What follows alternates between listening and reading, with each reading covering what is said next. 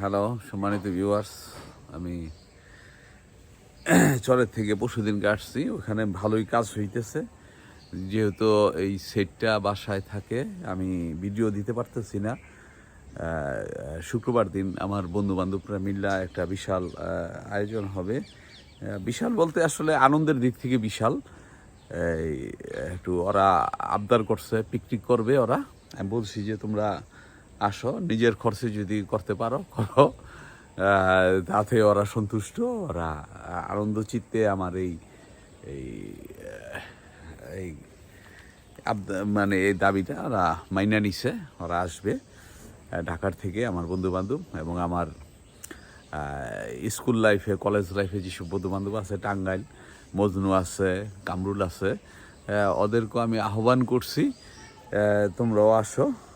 ওরা এখন কর্মব্যস্ত, আসলে ওরা আসতে পারতেছে না। আর আমার শেডের ভিতর কাজগুলো হচ্ছে আমি ডিপ বসাইছি, 3 ইঞ্চি ডিপ বসাইছি এবং একটা হুন্ডা পেট্রোল কিনছি, পানির পাম্প কিনছি, হুইস পাইপ কিনছি, আর কিছু কিনা পড়বে। কিছু আছে পানি, ওখানে একটু নিচে একটু বালু দেখে পানিটা খায় ফেলায়, তাই এটা নজেল দিয়ে দিতে হবে, নজেলটা হুইস করে দিতে হবে। হুইস করে দিলে দেখা যায় গাছের সব জায়গায় একটু পানি টানি লাগবে। আজকে দেখি একটু ব্যাংকের কাজ আছে, ব্যাংকের কাজটা সাইরা আমি নবাবপুর যাব, নবাবপুরের কাজটা ইনশাল্লাহ সারবো। আর কিছু ভুট্টার আজকে বীজ কিনবো, আশা রাখি আজকে কালকে ভুট্টার বীজ কিনবো। ভুট্টা এটাই করবো। পটলটা হচ্ছে আর এটা গরুটা আসুক, দেখা যাক। আমার এক ভাই আছেন আমেরিকা, উনি আসবেন ডিসেম্বরের সম্ভবত ফার্স্ট উইকে। উনি আসবেন, ওনার সাথে বসে কথা হবে। উনি যদি ইন্টারেস্ট হন তাহলে আমরা দুজনে মিল্লা গরুর শেডটা ইনশাল্লাহ দিব, গরু টরু উঠাবো। আর দেখি আমি এর ভিতরে হাঁসটা শুরু করব। আমি গেছিলাম, এই ঝাঁকি জাল কিনছি একটা, ধন্যবাদ, একটা ঝাঁকি জাল কিনছি। ঝাঁকি জাল দিয়ে আমি মাছ মারতে গেছিলাম, আমি আর রফিক ভাই। আমি জাল মারতে পারি না, ঝাঁকি জাল রফিক ভাই ভালো মারতে পারেন। তো রফিক ভাই আমি দুইজন গেছি, দুজন গিয়া এখন এটা আমার বাসা, পিছনে দেখতেছেন এটা হলো আমার বাসা, হুন্ডাটা ডেকে রাখানো হয়েছে। এই এখন ওই এটাও আমাদের জায়গা। এখানে ইচ্ছা করলে গরু, এখানে 10টা গরু পালা যাইতো, ঠিক আছে। আপনারা দেখতে পারতেছেন এই বিশাল জায়গায়, কিন্তু ঘাসের চারণভূমি নাই, যে কারণে আমাকে চলে যাইতে হয়েছে, ঠিক আছে। আমি বাসায়ও আমি করতে পারতাম 10টা গরু, কিন্তু এখানে আমাকে সমস্ত দানা পানির উপরে নির্ভর হয়ে থাকতে, দানা পানির উপর নির্ভর করে গরু কখনো লাভবান করা যাবে না। তো যাই হোক, আমার ওদিক দিয়ে মোটামুটি আল্লাহর রহমতে অগ্রগতি হচ্ছে। কিছু মানুষের কারণে সেটা আমার ব্যাহত হচ্ছে, ওইখানকার স্থানীয় কিছু মানুষের কারণে আন্তরিকতার অভাব তাদের। তারপর ধৈর্য ধরে আছি। আমরা যখন নাকি যুব উন্নয়ন থেকে প্রশিক্ষণ নিয়েছি, তার ভিতরে একটা মূল মন্ত্র ছিল এই শেড করার ব্যাপারে, খামার করার ব্যাপারে একটা মূল মন্ত্র ছিল। সেটা হলো কোনো করা যাবে না, প্রতিবেশীর সাথে সুসম্পর্ক রাখতে হবে।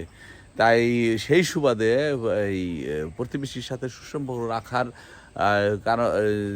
জন্যই আমি কোনো মিষ্টি মুখে সব কিছু আমি হজম করে নিচ্ছি না হয় 2-4-5 দিন। অনেকে আমার শেষে এসে ভুট্টা গাছ হয়ে গেছে গা, এখন আমি ভুট্টা বীজ বপন করতে পারি নাই। মনের ভিতর অনেক দুঃখ, অনেক জ্বালা।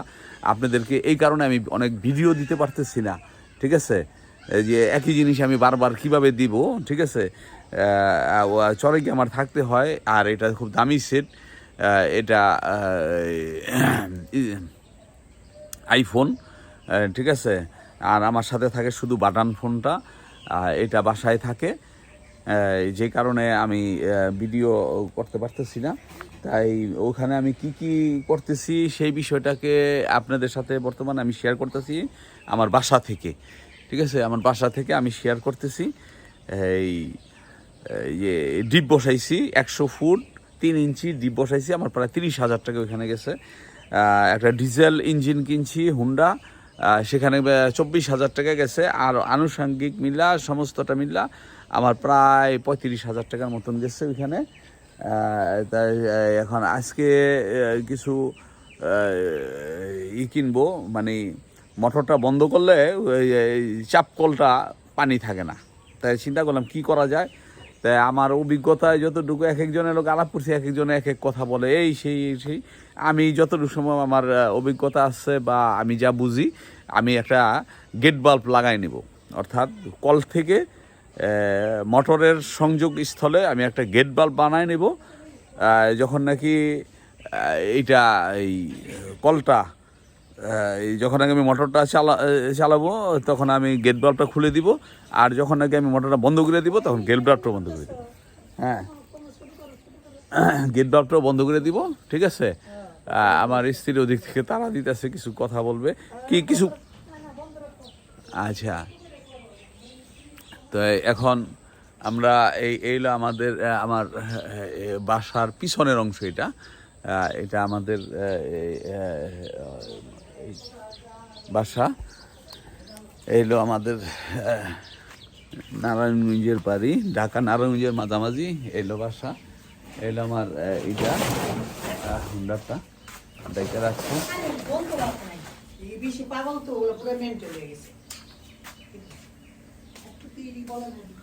ঠিক আছে, আমার স্ত্রীর কিছু কথা কইতেই এর কি বলে, ঠিক আছে, এর মুখ কি করবো। যাই হোক, এখন আমি এলো বাসার গেটটা, এলো বাসার অংশটা, ঠিক আছে। তাই আমি আপনাদের সাথে সব কিছুই শেয়ার করলাম, ঠিক আছে।